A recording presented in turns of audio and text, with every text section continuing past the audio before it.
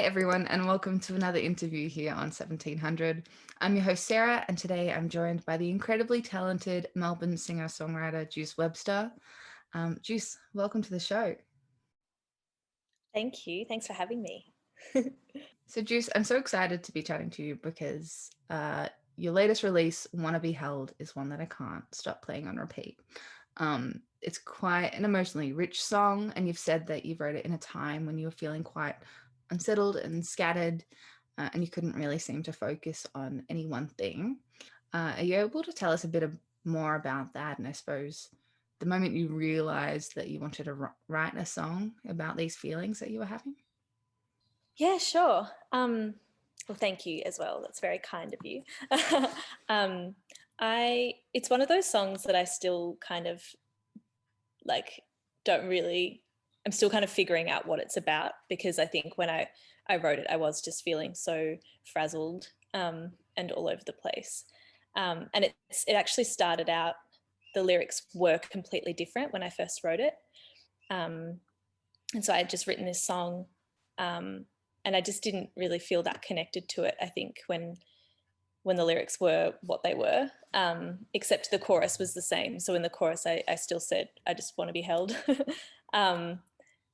And then I knew that I kind of liked the song itself, or the essence of it, but I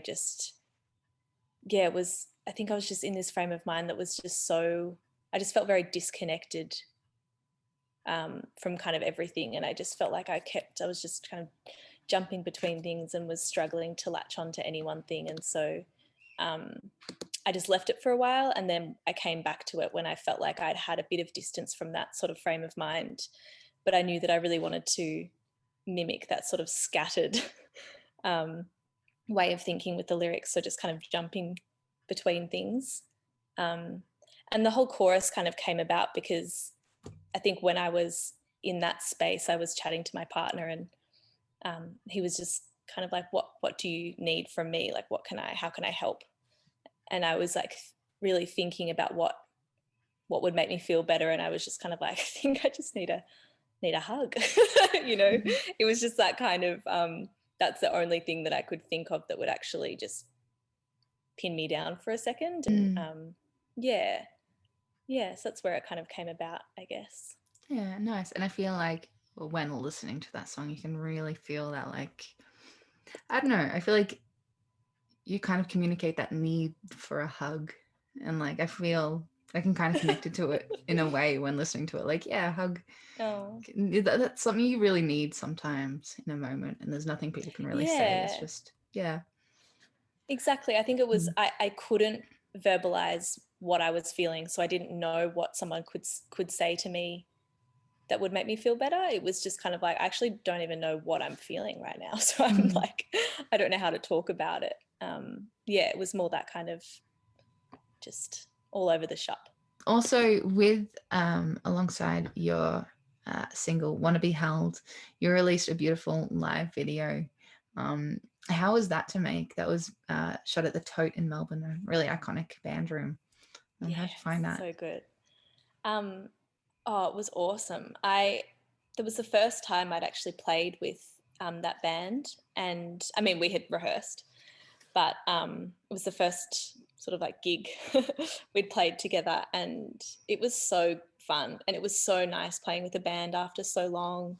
And I just think each of my band members are just ridiculously talented, and it was just so fun, and it just felt really good. And I felt like they all brought their own things to that song that I couldn't have like thought of, and so it was just so refreshing to have that all there. And I love that it's like pretty different to the recording. It was great. And Mike Ridley, who shot and edited and just directed the whole video, is just like a complete joy to work with. So it was a really nice day. Oh, that's lovely. Yeah. And it would have been quite exciting, wouldn't it? Like, I guess after such a long lockdown and finally being able to be with a band. Yeah, it was definitely that feeling. I think everyone was just feeling very grateful to be able to play music with other people. Yeah, it was good. So your upcoming EP, More Than Reaction, is due to drop on April 16th. Yeah, Um, that's right. are you planning on doing anything special on that day? I should. Maybe I'll like go out for dinner or something. I haven't made any plans yet, but it's actually really soon. I keep forgetting. I keep thinking it's miles away, and it's like 2 weeks away. So I should plan a celebration. As well, this is your second EP, the first being You Who Was Myself, which was released in 2019. How do you feel releasing another EP? Does it feel any different to how you were feeling before you released your first one? It feels different. I was so nervous, I think, with all the first songs that I released. Partly because it was like the first stuff I was releasing, but I also, those songs were kind of particularly old, felt particularly old for me. And so I, while I still felt like connected to them, I felt like there had been a lot of time. And then I felt very like, oh, I'm putting out this body of work that's my first body of work, and I feel like I'm not there anymore, and I was wondering how that might kind of reflect, I guess. But once it was out, it was so nice. It was like, oh, good, like be free. And I think most artists that I chat to have that exact feeling. Like, there's often quite a bit of time between when you've written a song to recorded it to releasing it, and everyone's always like, oh, often, not always, but people are often like, oh, I'm sick of it now, and now I have to put it out, and I'm not there anymore. But I think that's a pretty universal sort of feeling. And so now with releasing the second EP, I'm really comfortable with that, and I'm like, the stuff that I've been writing recently does feel miles from this stuff that I'm about to put out now, but I'm kind of like, that's okay. I'm comfortable with that, and I still like this stuff that I'm about to put out, and I'm ready for it to, it's just the cycle, I think. As well, you've said that this EP wasn't something that you'd really thought about as a body of work until after the songs were written.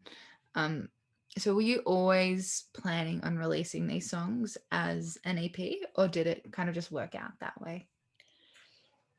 I knew I wanted to release another EP, and I was, I guess, just thinking about what songs I had, and I just kind of lumped them together rather than being like, okay, I'm going to write an EP and start writing the songs for that EP.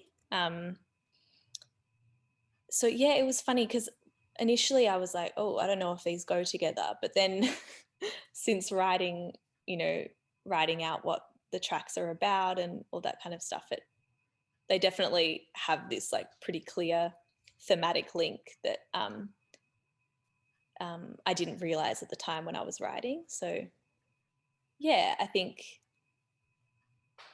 I kind of came to this conclusion that I feel like the EP as a whole is sort of just about my like feeling a bit kind of belittled or kind of thrashed around by just my own existence, which sounds very like, I don't know, grim or something, but it's more just, I feel like each song examines kind of in its own way this feeling of being at the mercy of my being, and my surroundings, and how that can make you feel really small at times. And yeah, the title is sort of supposed to be, which is More Than Reaction, is supposed to be this, I just kind of remember having this thought last year of like, I felt like I was just constantly reacting to things, reacting to whatever was happening around me. And I was like, I wonder if nothing was happening, like, who would I be in my like essence? And I was just kind of sitting with that thought for a while, and then yeah. As well, what else does the future hold for you? Do you have any specific plans or exciting goals that you have on the horizon? Yeah, I really want to write an album next, so I've been kind of working on that, just like a longer form body of work, which I've always felt kind of daunted by, but now I'm feeling quite excited by. I've been playing some shows with my band, which is the band from that live video, and it's just been so fun playing with them, and it's been really fun kind of bringing new songs to them, songs that aren't recorded and so kind of haven't really been fleshed out yet. And it's been really cool working with them just to see what other people bring. And I'm just really excited with the results so far. So keen to kind of keep writing with that in mind. And yeah, hopefully I can get all of them into the studio when it's time to put it all down. Yeah, and so just that really. Hopefully, just playing more shows and chugging along.